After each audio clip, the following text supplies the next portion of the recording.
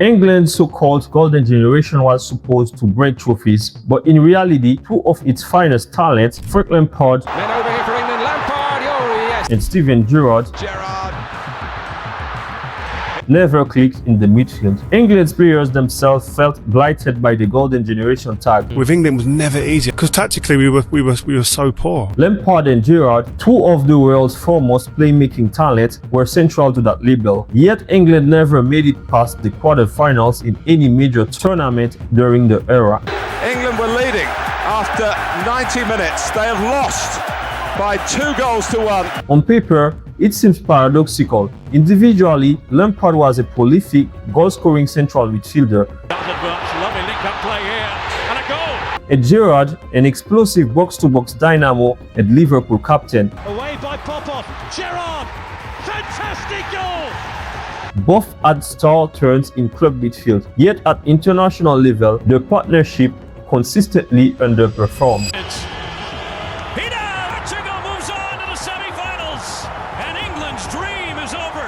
Before we talk about why they hated playing together for England, let's take a look back at their incredible club careers. Lampard versus Gerrard. Oh, we'll never sort that out. They're completely different. But Gerrard, if you had to pick one player to go into a team, you can't tell me you would pick Lampard over Gerrard. You've played with both of them, and I've played with both of them.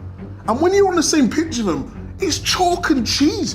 Like, Lampard works entirely hard. He's brilliant at what he does, but it's his mind and he's running and he's finding his way into the box. But he doesn't dictate a game. Well, people will always debate that, Lampard or Gerrard. I think the better footballer is Gerrard. Okay. Out of him and Lampard. Yes. But Lampard will give you just as much probably for your team in terms of goals and stuff like that. But for me, Gerrard. Okay. Always, just slightly ahead. They're both unbelievably high players. Gerrard's found himself a bit of space. Gerrard with the shot. Oh, what a goal! What an absolute belter! I love Frank Lampard as a player because I love his hunger for goals. He was the best at arriving in the box, his time and his hunger for goals as an attacking midfielder. I think he probably outshines myself and Scholesy in terms of that hunger for goals and being obsessed. Again, has already had such an impact. It's broken for Lampard! Frank Lampard, a different kind of person, not so extroverted, but the best professional I have ever worked with is the player that trains better, more concentration, more commitment, always focused on himself, never happy about his performance, always want to improve, always want to learn. If he does some skill in a game where he misses it, the next day in train he wants to stay 1 more hour doing the practice of exactly that. Johnson lines one up for Lampard! Tactically, Lampard and Gerrard were very similar players. Forward arriving, goal-seeking midfield winners, not disciplined screeners. Both excelled at late runs into the box and supported attacking play. I didn't start out to be an attacker or a defensive midfielder. I just wanted to be a midfielder. Frank Lampard himself later described them as two attacking box crashers who needed a holding mid to allow their game. Myself and Steven are playing in midfield for England without anybody behind us, and you had to always worry about where he was in relation to me to be able to make your natural run. So the worst thing in football is when you start second guessing your movement, because it's so fast that when you wait you can't arrive. So it was an absolute no-brainer to me. Sven-Göran Eriksson, England manager from 2001 to 2006, tried multiple ways to fit Lampard and Gerrard into his team, but never rebuilt the midfield. I was always convinced that Gerrard and Lampard could play together. You could have put Steven Gerrard to the left, maybe, and put Scholes in the middle. But anyhow, this, for me, and I still believe, was the best team at that time. Typically, Eriksson played a flat 4-4-2 or a simple double pivot 4-4-1-1 with Gerrard and Lampard side by side and no anchor behind them. Even his diamond ideas came without a tune of 6. At times, he shifted Paul Scholes out to the left to show on Lampard and Gerrard centrally. You know, the players, the only one who was not used to play in this position was Scholes. But I mean, Scholes, he came in always. He didn't stay as a winger. He came in and helped and got the ball and things like that. So it was not a big problem for Paul. I did actually play off the left-hand side. Obviously, I'm not going to be a wide player. Yeah. I'm not going to be going down the outside. But I always find it a nice little position to play. Yeah.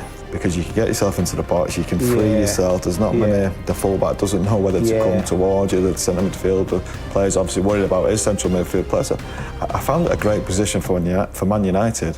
Just for England, it just never had the same understanding in that role, I don't think. Steve McLaren, manager from 2006 to 2007, never fixed the underlying flaw. 18 months ago was the proudest day of my career, and I was honoured to be the England head coach, and for 18 months I've enjoyed every minute, and it is a sad day today to be relieved of my post, but I can understand the decision by the FA. When Fabio Capello took over from 2008 to 2010, I'm very proud and honoured to be the England manager. He also struggled with the same problem. He tried pairing Gerrard and Lampard with leader structure, then later pushed Gerrard to the left and kept Lampard central. We lost the battle in midfield constantly for not putting enough numbers in there.